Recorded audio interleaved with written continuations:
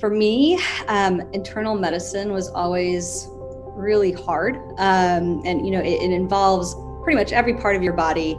It's sort of an enigma of how our body works. I got my first C in immunology in med school, so I thought I would never do anything related to immune therapy.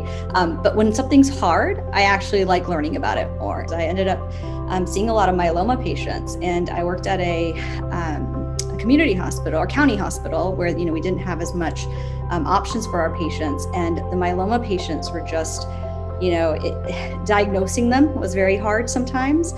Things like amyloid that I'd never heard of, I learned in residency.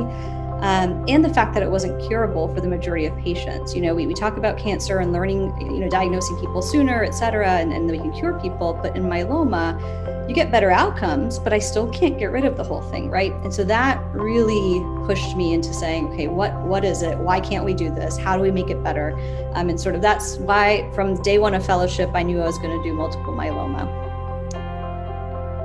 My interest in medicine really stems back from early childhood, and fortunately was living through the war in Bosnia, and my early experiences, and don't really have any physicians in my family, and those early childhood experiences, tough ones, really drove me towards medicine and the human side of medicine.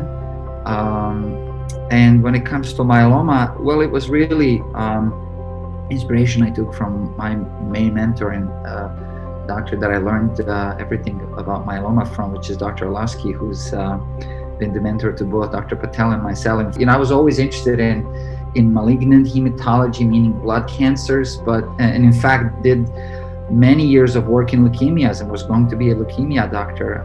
But really sort of in the last year of my fellowship, which is a little late and unusual to make a shift change, but I did it for the right reasons, because I was inspired by the work Dr. Orlovsky was doing, and had the chance to supplement my learning in the clinical trial design and the clinical trial investigation, which is really important.